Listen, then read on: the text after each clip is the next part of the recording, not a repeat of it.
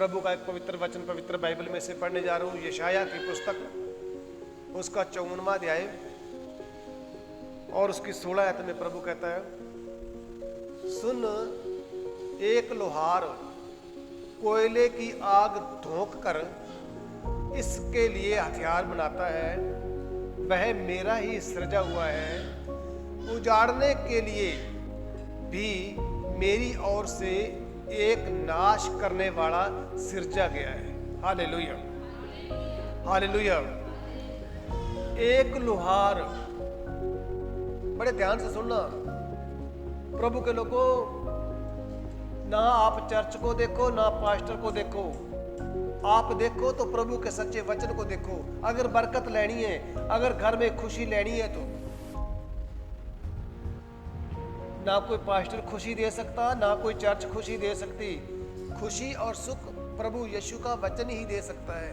और वो वचन के द्वारा आज हमें सिखा रहा है, जिस प्रकार एक लोहार लोहे का एक हथियार बनाता है, आग में उसको सेक कर बड़ा हथियार बनाता है, उस उजाड़ने के लिए भी मेरी ओर से एक नाश करने वाला सर्जा गया है। सर्जा गया यानी कि बनाया गया है। कौन? उजाड़ने वाला। उजाड़ने वाला बनाया गया है, नाश करने वाला बनाया है मेरी ओर से। बड़े ध्यान से सुनो, प्रभु यीशु कह रहा है ये, एक बार फिर सुनो। उजाड़ने के लिए, उजाड़ने का मतलब क्या है? दुख, मौत, मुसीबत। बड़े ध्यान से सुनो, परमेश्वर आपको आशीष दे। उजाड़ा जिंदगी में आ गया, उजाड़ा हमारे घर में आ गया, बीमारी हमारे शरीर को लग गई। उजाड़, एक खेत होता है, फसल, चंगी बड़ी फसल खड़ी है, उसको उजाड़ा पै गया, उसको उजाड़ गए। एक अच्छा बड़ा घर बस रहा है, पति पत्नी बाल बच्चे सारे बड़े खुशी रह रहे हैं, और वो थोड़ी उजड़ गया, पति नहीं रहा, बेटा खिलाफ हो गया। बड़े ध्यान से सुनना, ये बाइबल में से कह रहे हूं। कहता है नाश करने वाला और उजाड़ने वाला मेरी तरफ से ही बनाया गया है। एक, बड़े ध्यान से सुनो, एक लोहार लोहे का हथियार बनाता है, उसको आग में झोंक कर, उसको कूट कट कर हथियार बनाता है। हथियार जो अपनी रक्षा के लिए होता है और अगले को हानि पहुंचाने के लिए होता है। आपको इस बात का पता है। लेकिन वचन कहता है उजाड़ने वाला भी और नाश करने वाला भी मेरी तरफ से बनाया गया है। हालेलुया, मेरी तरफ से बनाया गया है। ये जो कोरोना की बीमारी आई थी ना, ये अपनी मर्जी से नहीं आ गई थी।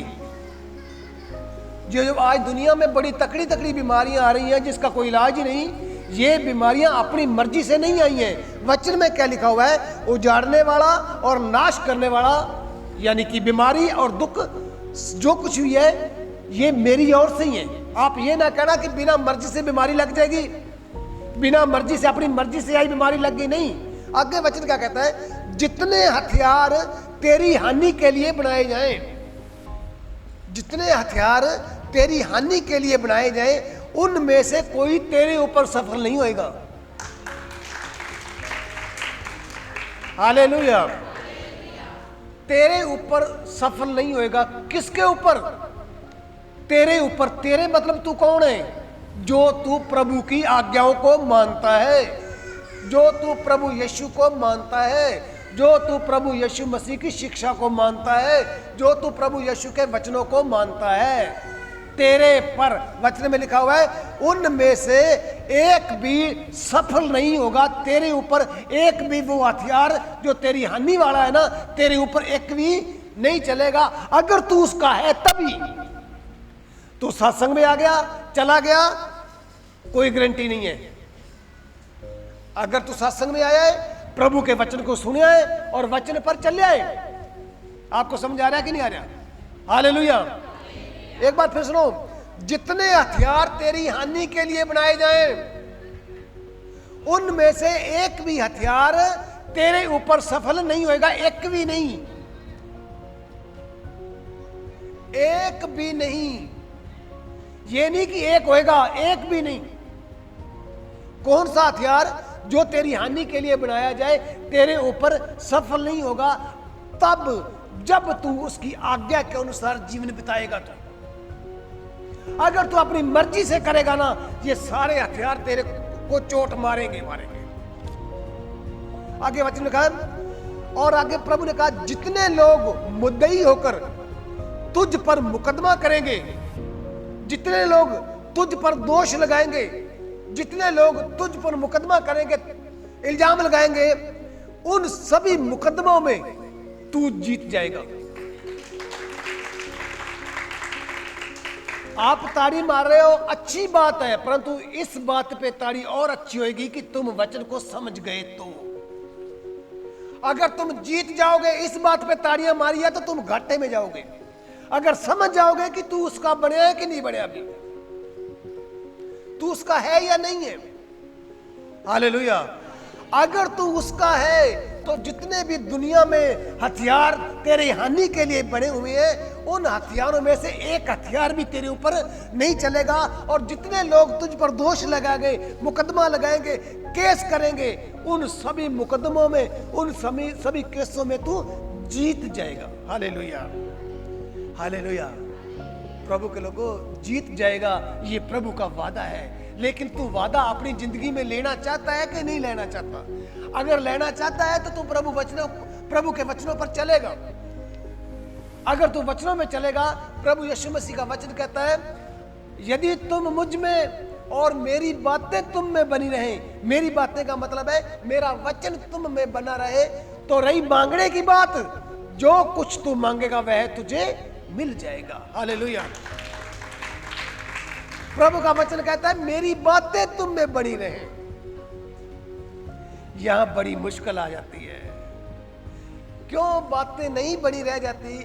इसलिए बनी नहीं रह जाती, हमें प्रभु पर भरोसा नहीं है। सच है। हालेलुया। हमें प्रभु पे भरोसा नहीं है। और प्रभु का कहता है, प्रभु कहता है, तू मुझ पर भरोसा रख, मैं तेरा शरणस्थान हूं, मैं तेरा गढ़ हूं, मैं तुझे कभी नहीं छोड़ूंगा, ना मैं तुम्हें कभी त्यागूंगा। लेकिन लोगों को विश्वास नहीं है। थोड़ी सी चंगियाई, थोड़ी सी बरकत, सदा की चंगियाई और बरकत नहीं। थोड़ा सा काम निकालने के लिए लोग, चलो एक एतवार छोड़ दिया, दूसरे एतवार आ गया, अपनी मर्जी से। अगर प्रभु के बच्चों, आप अपनी मर्जी से वचन को जानते हुए भी अपनी मर्जी से प्रभु यीशु को मान रहे हो, तो ये हथियार तुम पर चलेंगे। अगर अपनी प्रभु की मर्जी से मान रहे हो, तो वचन कहता है, जितने हथियार तेरे हानि के लिए बनाए जाएं, उनमें से एक हथियार भी तेरे ऊपर सफल नहीं होगा। हालेलुया। और यहोवा, उन सभी में तू जीत जाएगा। और यहोवा के दासों का यही भाग होगा कि वे मेरे ही कारण धर्मी ठहरेंगे। मेरे ही कारण। हालेलुया। तुम्हें धर्मी ठहराने के लिए यहोवा ने कहा है कि मेरे कारण ही तुम धर्मी बनोगे। अपनी मर्जी से तुम धर्मी नहीं बन सकते, वो भी अगर तुम उसके वचनों पर चलोगे तो। हालेलुया। प्रभु का वचन एक और पढ़ने जा रहा हूं, भजन संहिता 34 की 7 में। ध्यान से सुनना।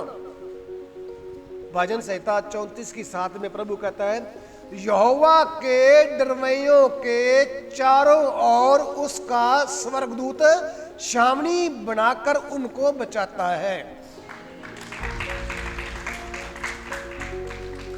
किसको बचाता है? ध्यान दो, मेरी ओर देखो, पीछे ना देखो। किसको बचाता है? यहोवा के डरवैयों, यानी जो यहोवा से डरते हैं, जो यहोवा से। दो संगत यहां बैठी हुई है, उनका फोन आ गया, वो बाहर चले गए हैं, उनको यहोवा का डर जमा ही नहीं है। एक तरफ यहोवा है, उसका वचन है, दूसरी तरफ फोन है। फोन जरूरी है जी, फोन जरूरी है, वचन नहीं जरूरी है। तो वो दुष्ट वाला तीर तेरे को लगेगा। इमरजेंसी है ना तो फोन स्विच ऑफ करके रख दे। ना आया सत्संग में, तू ना आया। परमेश्वर की कदर तो कर।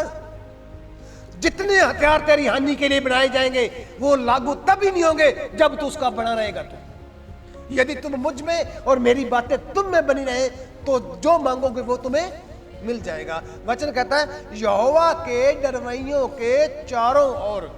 जो यहोवा के डरवैये का मतलब क्या होता है? जो यहोवा से डरते हैं। भक्तों की लगती कतार मेरे यीशु के दरबार में। तकदीर मेरी ले चल मेरे यीशु के दरबार में, यीशु के दरबार में, यीशु के दरबार में।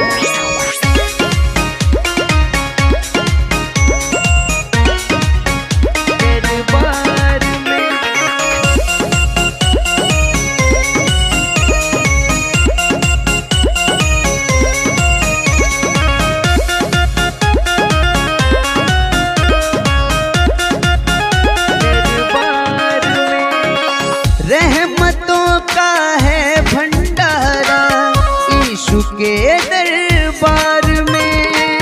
अमीर और गरीब मिलकर प्रेयर करते कतार में।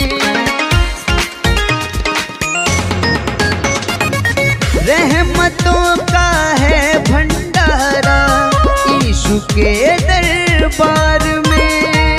अमीर और गरीब मिलकर प्रेयर करते कतार में। किस्मत का खुलता है ताला मेरे यीशु के दरबार में। तकदीर मेरी ले चल मेरे यीशु के दरबार में। तकदीर मेरी ले चल मेरे यीशु के दरबार में। तकदीर मेरी ले चल मेरे यीशु के दरबार में। तकदीर मेरी ले चल मेरे यीशु के दरबार में।